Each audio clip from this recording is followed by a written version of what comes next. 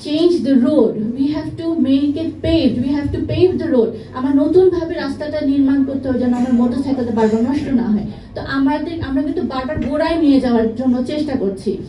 তো আমাদের এখন এই যে অবস্থা হচ্ছে, এই অবস্থা থেকে বার হওয়ার জন্য আমাদের এই ব্যবস্থাগুলো না যদি নেই আমরা, আমাদের কোনো ইয়ে হবে না।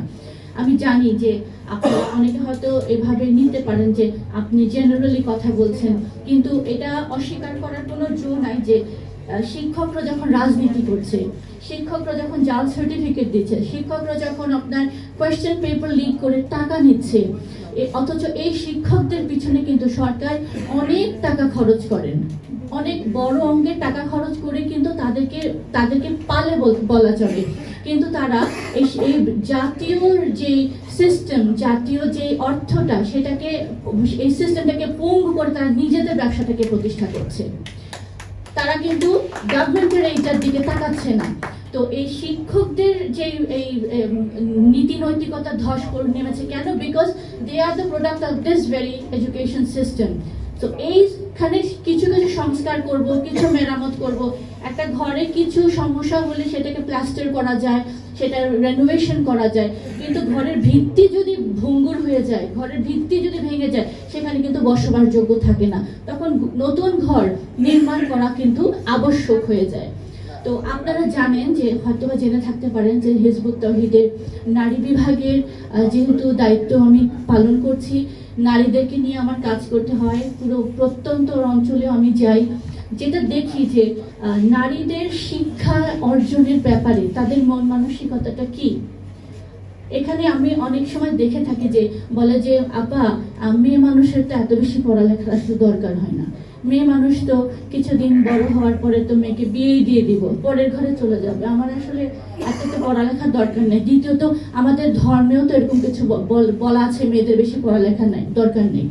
এই যে ধর্মের নাম করে যে চালিয়ে দিল যে মেয়েদের পড়ালেখার দরকার নাই, শিক্ষা অর্জনের প্রয়োজন নাই, এটা কিন্তু একটা ব্যাপক একটা ইম্প্যাক্ট পড়েছে on the entire women population of this country. কিন্তু আমি পরিষ্কারভাবে বলবো যে ইসলাম নারী শিক্ষার বিরোধী নয়, বরং ইসলাম নারী এবং পুরুষকে শিক্ষা অর্জনের জন্য ফরজ করে দিয়েছেন, ঘোষণা দিয়েছেন আল পবিত্র কোরআনে। কিন্তু কিছু ধর্মীয় নেতারা আছেন যারা তাদের সংকীর্ণ দৃষ্টিভঙ্গির কারণে নারীদেরকে আবদ্ধ করে রাখেন এবং এই শিক্ষা থেকে তাদেরকে বঞ্চিত করে রাখেন। আমাদের দেশে আমরা দেখেছি পর্দা প্রথার নামে নারীদেরকে শিক্ষা থেকে বঞ্চিত করা হয়েছে, যে কারণেই বেগম রোকেয়া, বেগম সুফিয়া কামালের মতন তারা এই মহিয়সী নারীরা হাতে কলম নিয়ে আন্দোলন করেছিলেন।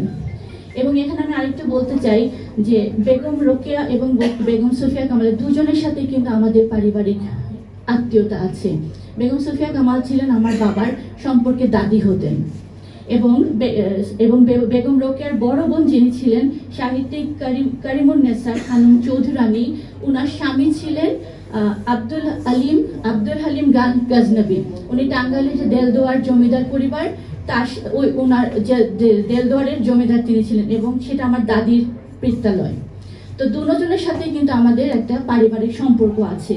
যাই হোক, যেটা বলছিলাম যে পবিত্র কোরআনের নাম করে যে নারীদেরকে যে শিক্ষা থেকে যে বঞ্চিত করে রাখার একটা টেন্ডেন্সি আমরা দেখি। অথচ আমরা যদি দেখি কোরআনে প্রথম যে আল্লাহ হুকুমটা দিয়েছেন, ইকরা, পড়ো, জ্ঞান অর্জন করো। এই জ্ঞান নারী পুরুষ কিন্তু উভয়ের জন্য। আল্লাহ কিন্তু কোথাও বলেননি যে হে পুরুষ তোমরা জ্ঞান অর্জন করো, নারী তোমার প্রয়োজন নাই। এই যেহেতু নারী এবং পুরুষ এই দুটোই আল্লাহর অসামান্য সৃষ্টি, আল্লাহর খলিফা, আল্লাহর দায়িত্বপ্রাপ্ত, পৃথিবীতে নিযুক্ত, আল্লাহর ভাইসরেন্ট, আল্লাহর প্রতিনিধি, যেই ভাষায় আমি বলি না কেন, কাজেই শিক্ষা অর্জন দুজনেরই করতে হবে। যেই শিক্ষার ভিত্তিতে আল্লাহর হুকুম দিয়ে তার জীবন পরিচালিত করে সমাজে শান্তি প্রতিষ্ঠা করবে। এটাই তো হচ্ছে আমাদের জীবনের মূল উদ্দেশ্য।